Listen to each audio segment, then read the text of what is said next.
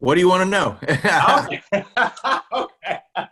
Well, everyone, welcome to another episode of Inspired by Jimmy L. This month's guest is Marvin Stockwell. Dude is amazing, to say the least. So, You're Marvin, kind. thank you so much for agreeing or just this invitation. Thank you Sure. for accepting it. Sure. So I know you've done work in all over the place here, and Mhm. with from Church Hill to now being the director of media relations over at St. Jude's. Right. Obviously, you have some type of soft heart for humanity, I would assume, and serving humanity. I guess you could say that. Yeah, both in my kind of work life, but also in my kind of civic life for sure. Over the last 5 years, my kind of predominant issue has been things around the Mid-South Coliseum and the fairgrounds. That's kind of been my unpaid part-time job, a civic passion project, if you will. So, but yeah, I've been involved in other civic causes before.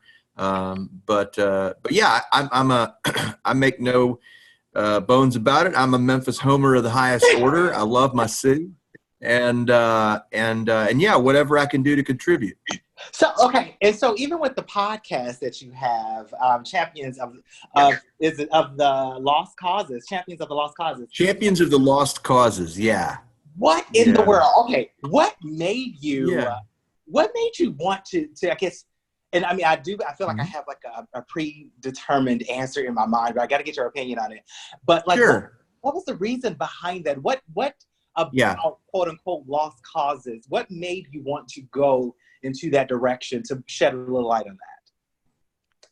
Yeah, well, so at about the 4-year mark of working on the Coliseum and Fairgrounds, I thought to myself, I've been at this thing 4 years. What else takes 4 years?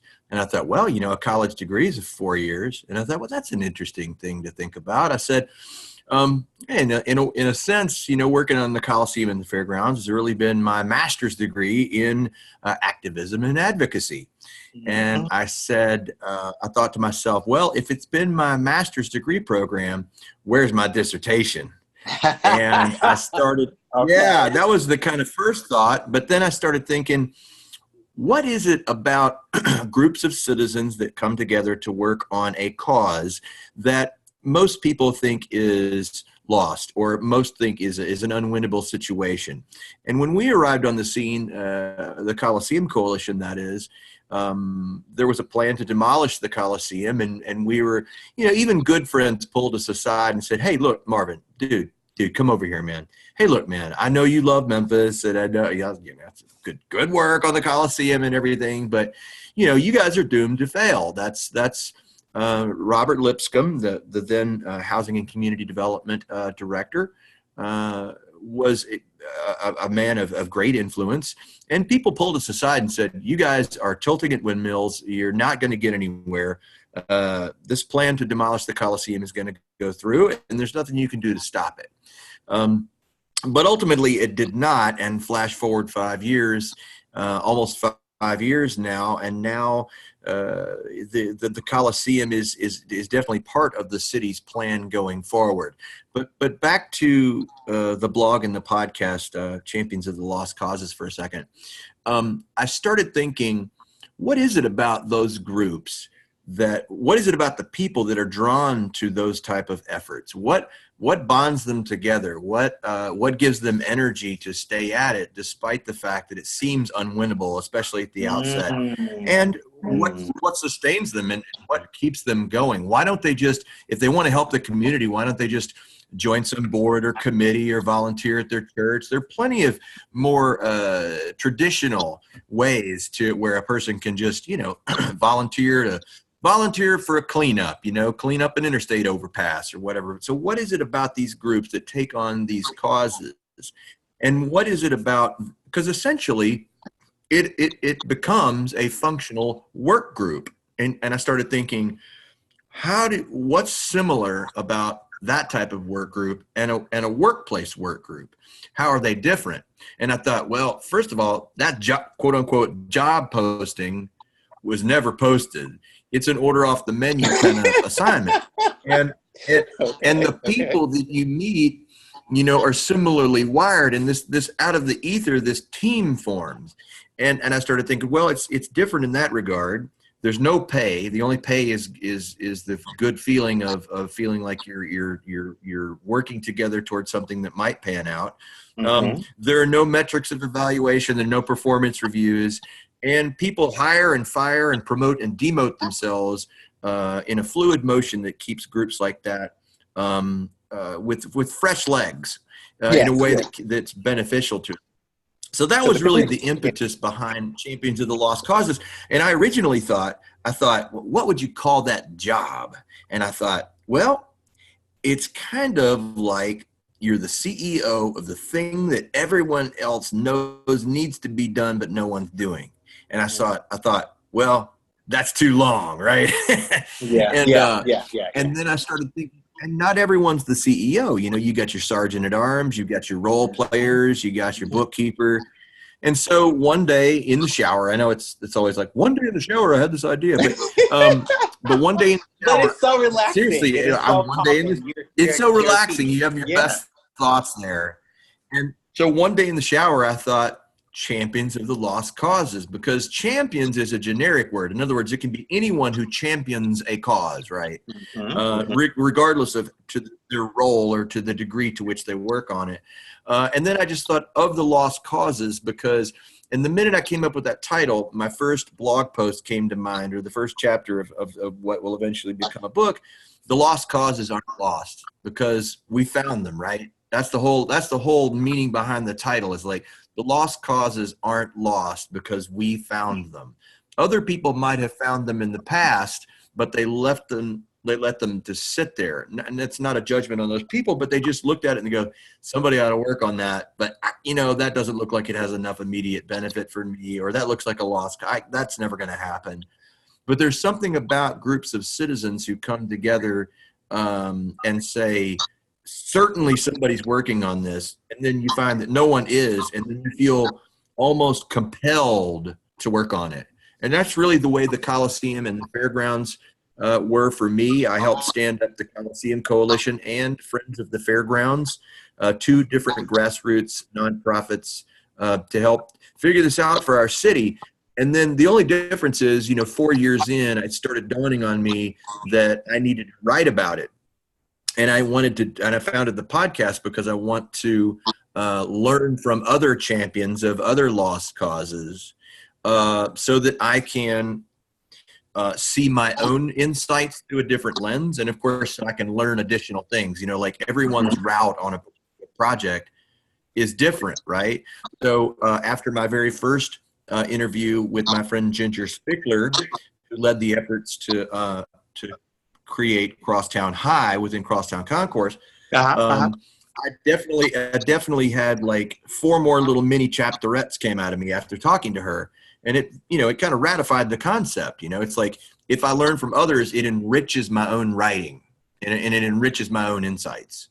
You know what, Mark? It's really interesting. It's really interesting that you brought that up, because it's so much that I really want to talk to you about. And honestly, it really gears back to exactly how you just articulated that in regards to having the groups of, I guess, citizens coming together. And what's really coming to my mind right now, I know I heard an interview with you. You were recently over in Dubai, or earlier this year, you were in Dubai on work with St. Jude's. And I remember you talking about this big, huge collaboration, but on a global scale, right? Sure. So, as a leader, obviously within your community, or in our community, thank you very much. But as a leader, how can you possibly, and I get it on a global scale, because that's probably, for me, it's probably a little bit more complicated, especially having the different cultures and the different backgrounds attempting to come together, and not to mention the different egos. Okay, so but as a leader here locally, and wanting to get the Yeah. community together and still dealing with that diverse group of people, how can you get them to see that bigger picture? Well, it's an interesting thing, and that's one of the things that I'm curious about, and I don't think I've found the 100% the right answer yet, but Okay. I've started to get at it, and by that what I mean is this: um, a team of champions that comes together to address a particular lost cause, when they make that cause theirs, and they decide to work on it, it's interesting how a real cast of characters materializes out of the ether, and there is a spectrum of types within the ranks of activists and advocates. You've got people who want to make a picket sign, go up to City Hall, protest, and solve the darn thing. We're going to solve it today, right? And I think and that's a beautiful thing, and certainly our country and the world has a fine tradition of civic dissent, right? Like there is a time and a place to say this will not stand. It's time to lay down in the road. It's time to do a radical action, right? So at the outset of our particular cause, a lot of those people who are the more, I would say, like what most people would call it, the rabid activists, they were really present on our cause, right?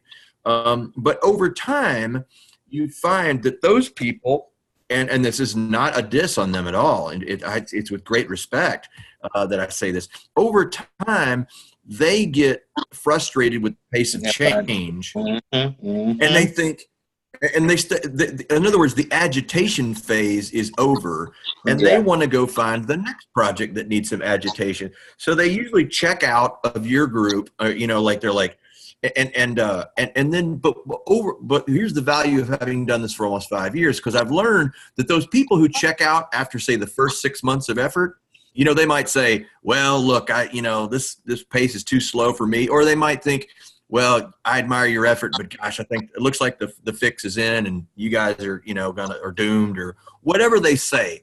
They find the exit door, and they take up another project. Now, here's the interesting corollary. Later on, a year later, you're going to run into them at the drugstore or the grocery store, and they'll be like, "Hey, man, how's it going with the Coliseum?"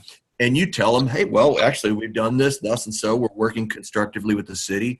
And over time, these people circle back with you. It's not that they stop caring about your issue. It's just like their phase is over. They're through doing what they want to do, and they want to go agitate on another issue.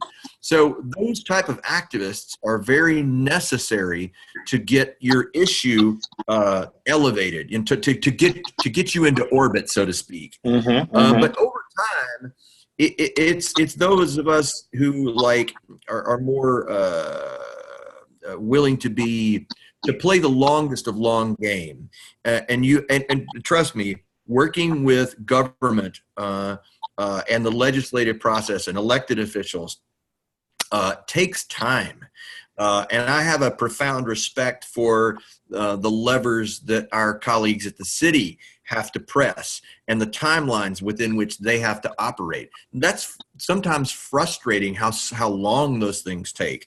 I mean, we wanted to have our very first pre-vitalizing event inside the Mid-South Coliseum back in 2015, like when we first started planning the first Roundhouse Revival, music, wrestling, basketball, all day long. We wanted it inside the Coliseum. Well, it didn't happen for Roundhouse Revival 1. It didn't happen for Roundhouse Revival 2 or 3. But we're confident now that we've done all the things that we need to, that Roundhouse Revival 4, which will hopefully be in mid-November, if not early next year, will be inside the building. My point is this. It takes a long time. The gears turn slow with government. And that's not because people are bad people. It's just because laws and codes and timelines and legalities just take a long, long time to unpack. And some people don't have the temperament for that. Yeah. Yeah. I'm not good at being the activist. So my point is not that any one of them are better than any of the others. You need all of those role players to be successful. They essentially check out, but then they check back in. They check on progress. And over time, what they basically turn to you and say is, you guys and gals, y'all are our delegates at the table. And they start to basically root you on. And then they take pride in the fact that they played a critical role early on. And then if those of us who've been present on the scene for a long time are smart, what we do is we absolutely are thankful for that contribution they made back then. And then you say something like, well, gosh, Ted, back in the day, if you hadn't done this, that, and the other thing, I don't think we would have gotten this far. And it's true. Yeah. So the point is, you have to be collegial. You have to be grateful for the different gifts that come to the table. And in the moment, sometimes it can feel like you're not on the same page. There's all this chaos. But over time, you learn to let some of that stuff most of that stuff roll off you like water off a duck's back. And you just got to say, you got to keep the main thing. You got to keep the main goal your goal, and you have to kind of steadily march toward that and let some of the kind of surface level junk just kind of roll off you, and know that you're playing a long game. You know what, like Marvin, you have no idea when I say, like, that was perfect. That was like the best answer you could have ever given. I interviewed but I'm so I interviewed Ray Rico, who is he runs the Focus magazine here locally. No, and I know Ray. In fact, well, go ahead, but I got a Ray story. I interviewed him last year, and he said the exact, because I'm not one of the, I inspire people to do the movement. I inspire people to step up, to be who they are, to kind of be pushed outside of their comfort zone, but more so staying true to who they are at the core. Like, that's what I'm good at. And I was telling him, I was like, you would be so angry with me. I was like, because I'm not an activist. And it's not that I don't care about what's going on. It's just that I know that it's not my calling. And exactly what you just said was his response to me, is that we need every last one of these things. Every last one is a stage. We need every last one of those people to just simply do their part. I love that you said that. I love that.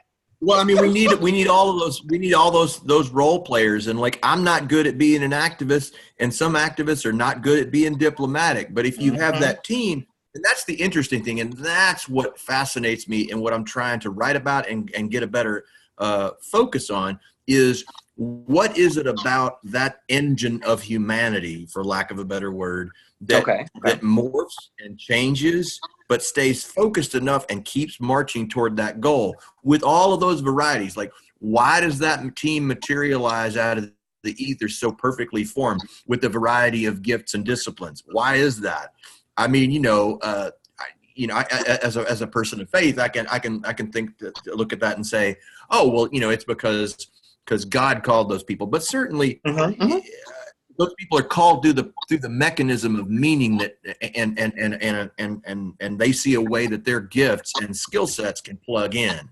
It's just a kind of a natural thing. But when you think about, like, in the corporate setting or in the traditional work setting, you have meetings, and then all the employees have their performance reviews, and you set goals and you set targets and you meet them and all that stuff. It's like, and you have strategic planning processes, and it's like, none of that happens in the grassroots, but we keep marching toward the goal successfully, and you stack up all this research about the Coliseum, work with this. So my point is, it's just interesting how it all happens in a very fluid way.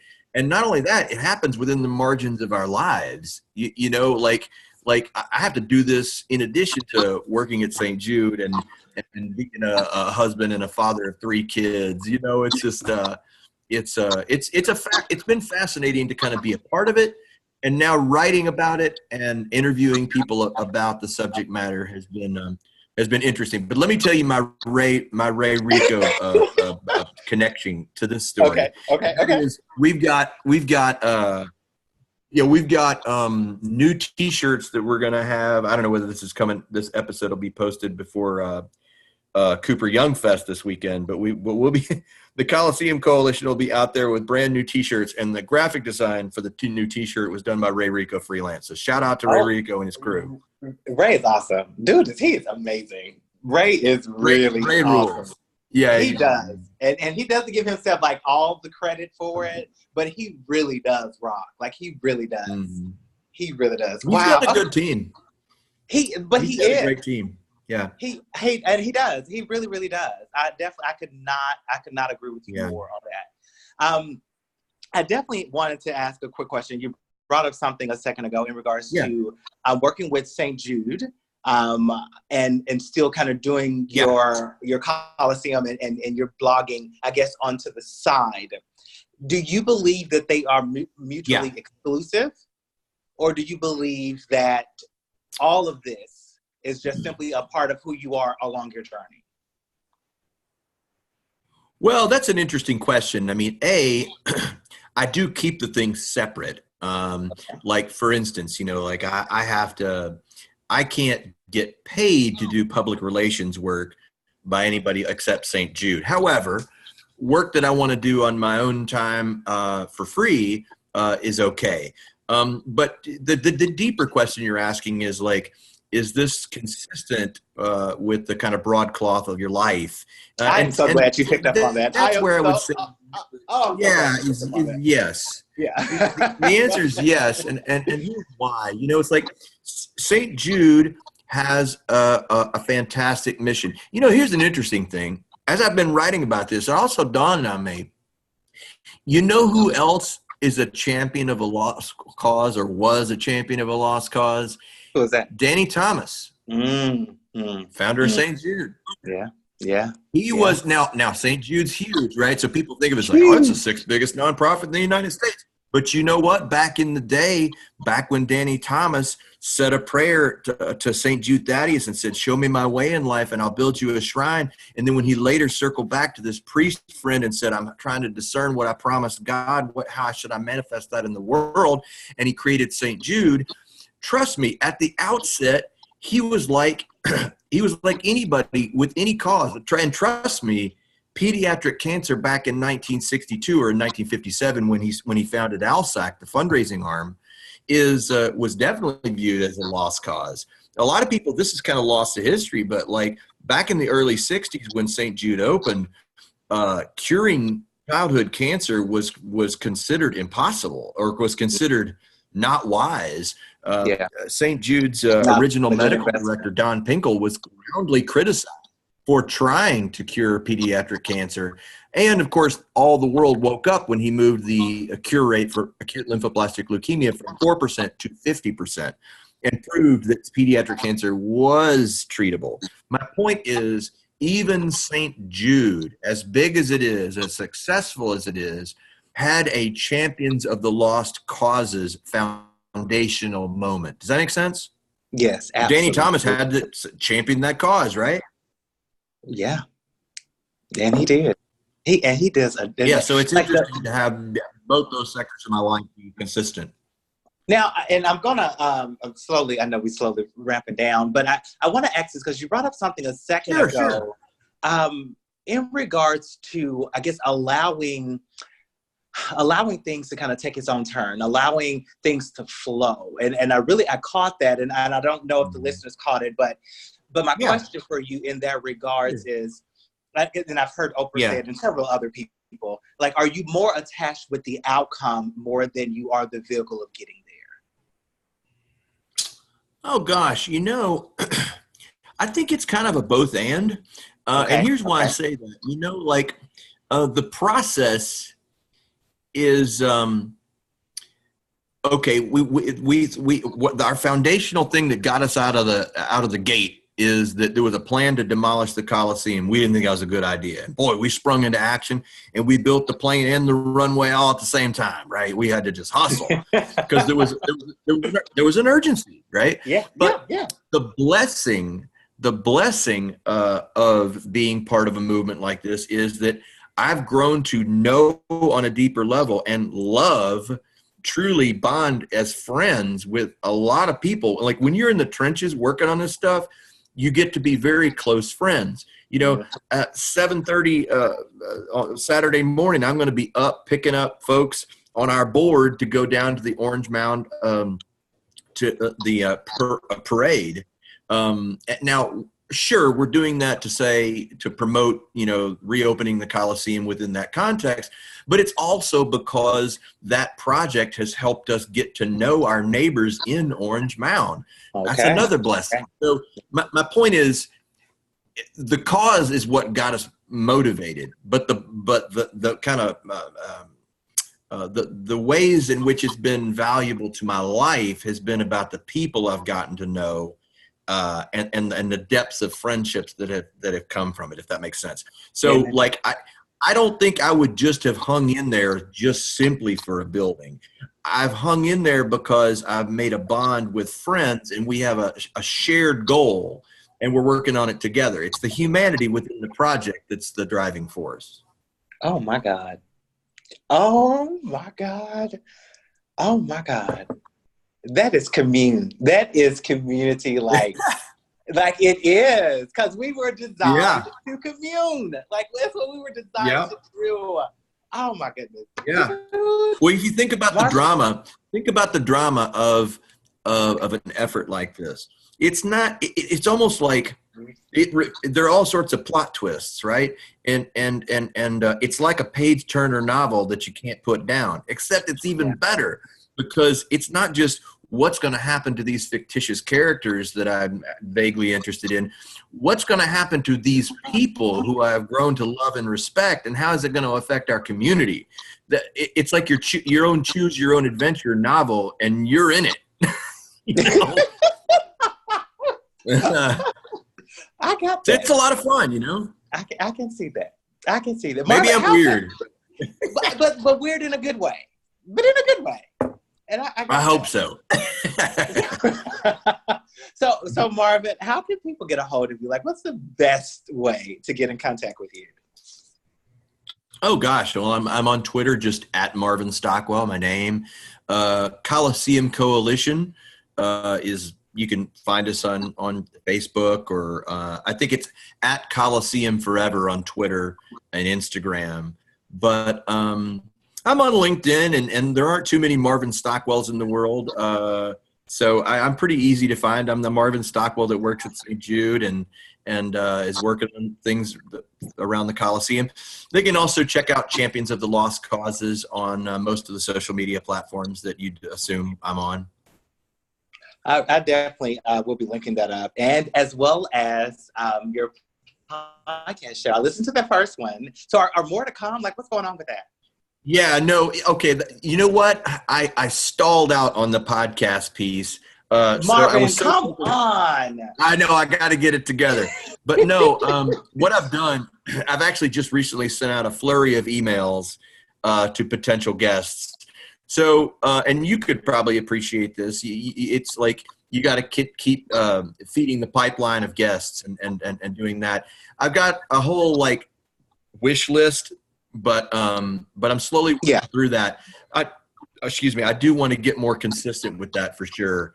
The blog, I had pre-written a good 15,000 words, and my content coach, Emily Austin, friend of mine, she helped me cull those blog posts. So those are all scheduled to run, and a new blog post pubs every week. But I do need to catch up the podcast piece, don't I?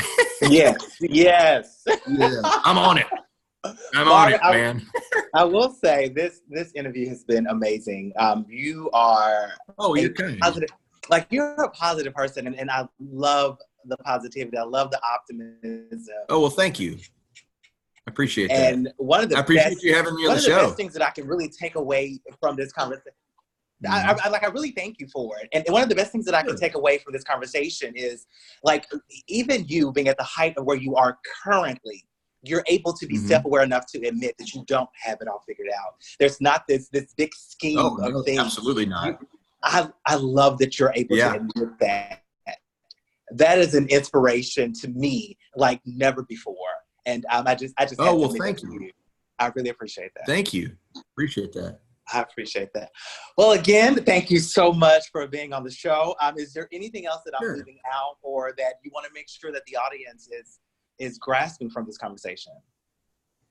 I'd just say look for pre-vitalizing events inside the Coliseum in the coming months. Roundhouse Revival 4, the fourth in the installment of pre-vitalizing events. We're actively planning. We're hoping to be in the building for Roundhouse Revival 4 in mid-November, but we're working through some technical issues with the city, and obviously we have to do that first, and everything has to be by the book, Of course, because the city owns the building. It's got to be safe. It's got to be to code, and we've got to work through some ramping issues. So we have to do this right, not fast. And from a guy who's already put in 5 years, if we have to wait a couple more months to make it right, it's not going to kill you. No, it's not going to kill us.